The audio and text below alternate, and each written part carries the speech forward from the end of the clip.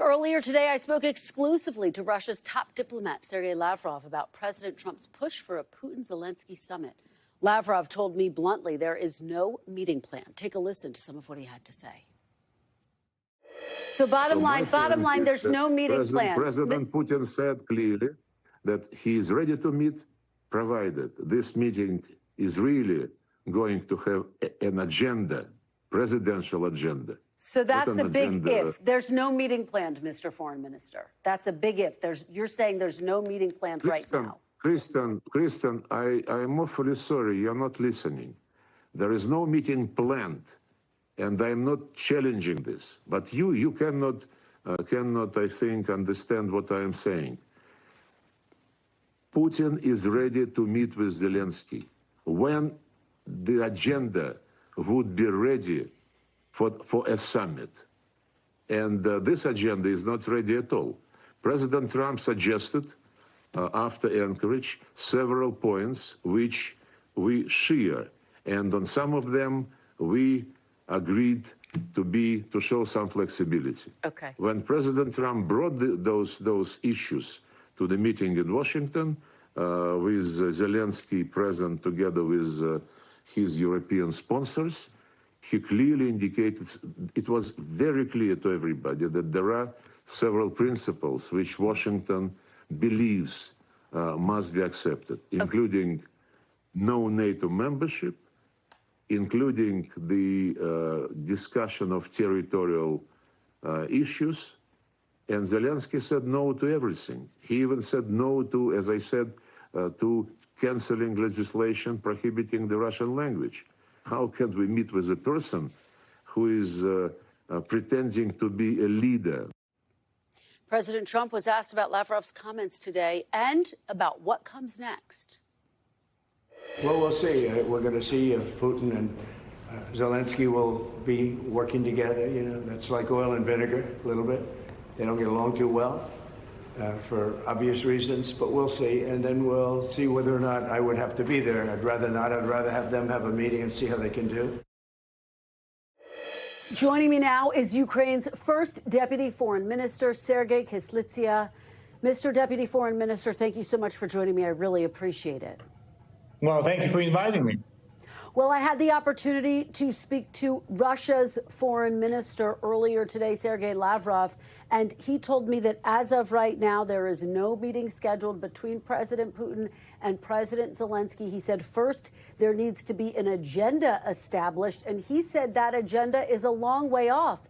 So, Mr. Foreign Minister, let me put this question to you. Do you think that this peace process is still moving forward, or is it stalled right now? No, I do believe that it does move forward, and it's moving forward gradually. Unfortunately, not as fast as we would love it to move. But I think that this Monday and the meeting at the White House was a super highlight of the latest months. And I think that it was an important achievement where President Trump has played a crucial role. Well, you know, Foreign Minister Lavrov said to me of President Zelensky that he's pretending to be Ukraine's leader. Of course, he was democratically elected. But given that kind of language, do you think it is possible to negotiate a peace agreement with the Russians? I've heard that many times back during my years in New York when I was the permanent rep of Ukraine to the United Nations. It is not the new narrative. They're trying to promote that narrative for quite a number of years. But I think that we should really put it away, and we should not really be distracted by what Lavrov says. I think that the leadership of President Trump and his team, as well as the leadership of Ukraine, are on the right track to advance negotiations, and we have to work very hard. And I know that our foreign minister and our NSA, the chief of staff of President Zelensky, Andriy Yermak, is working very hard with their American counterparts. And I do believe that the United States and the Trump administration have enough leverage on Moscow to get the process move forward. And what is the time frame that you're looking at? Do you think there can be a direct leader-to-leader meeting between President Putin and President Zelensky in the next few weeks, or do you think it's going to be longer than that? Well, I think it's a very good question because President Trump wants to put the end to this war as soon as possible. And that was part of our long conversation in the Oval Office. And my president explained to President Trump, and then the European leaders who joined us later in the afternoon explained that to the American side, that if we speak about the security guarantees, it's such an important issue and so complex that we do really need at least 1 week to deliver, to prepare a solid draft of a package of security guarantees to Ukraine. And ever since Monday night, the NSAs and chief of military staffs are working very hard, practically every day, to draft that agreement. So ideally, we may have the first draft sometime early next week. And then we have to decide, the political leadership has to decide how we do work with these drafts on the political side. Well, I also had the opportunity to interview Vice President J.D. Vance. We talked about the fact that Russia is demanding to be a part of any security agreement. He believes there may be some miscommunication around what each side is asking for. But how do you see it? How can Russia play a role in any security agreement related to Ukraine? Can they? No, I think that Russia should comply with its end of the deal, and that is to work in a cooperative spirit with the United States and the European partners of Ukraine, who will agree among themselves the security guarantees that are not subject, in my opinion, of negotiations with the Russian Federation. The security guarantees are designed to protect from the aggressor and from the recurrence of the aggression. The security guarantees are not designed for any malign activities of the aggressor in the future. You know, as I'm sure you are well aware, there was an American-owned business in Ukraine that was struck by Russia. There were some 600 people at work at the time. Now, they were able to evacuate. But how did you see that attack? Was that basically Russia thumbing its nose at the entire peace process, and frankly, President Trump as well?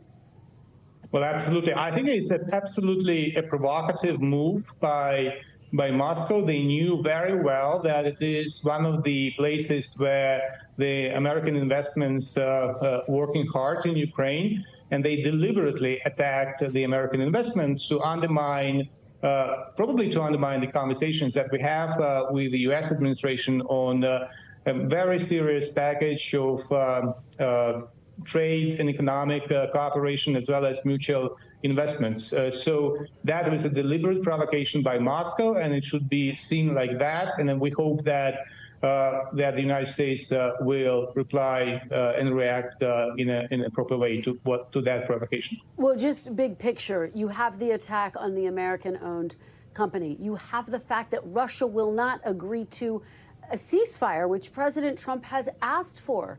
You have the fact that there's still no meeting scheduled between President Putin and President Zelensky.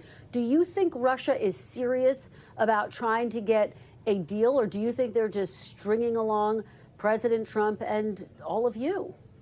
So my humble opinion is that Russia continues to manipulate the United States and personally President Trump, and I think that becomes very annoying to the Americans. We got used to that because we are dealing with Moscow and Russia's aggression and Russian tactics and strategy since 2014. In fact, we are already in the 12th year of the war. But I think that slowly and gradually, the U.S. administration understands better that it has been manipulated by Moscow.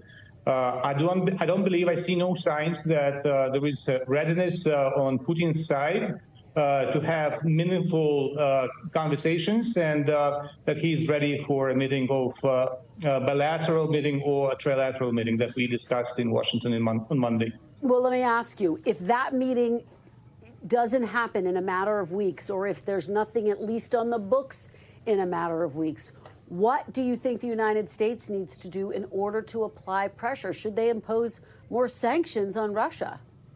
I think they should. I think that the set and snap mechanism should be in place, and additional pressure should be almost instantaneous when the deadline that Trump has in mind expires, and then the Russians should really feel the pain of not being willing to follow the peace path that President Trump offered to the Russian Federation.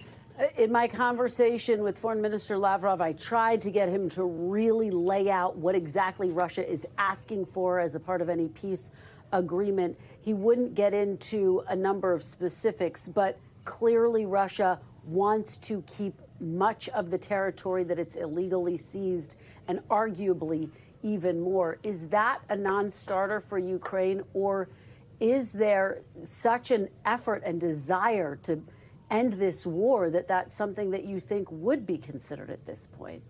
I think that President Zelenskyy is very clear, and President Zelenskyy is guided both by legal framework that is in place in Ukraine and the public sentiment, and public is categorically against trading our land for peace, and it was clearly delivered as our position in Washington, D.C. But when we spoke about territorial issues, I think President Zelenskyy made it very, very clear that he's ready to sit down with President Putin and discuss it. And the beginning of the conversations on the territorial issue is the contact line that is currently there. All right. First Deputy Foreign Minister Sergiy Kyslytsya, thank you so much for your time and your perspective. We really appreciate it. Please stay safe. Yeah, thank you. Have a good day.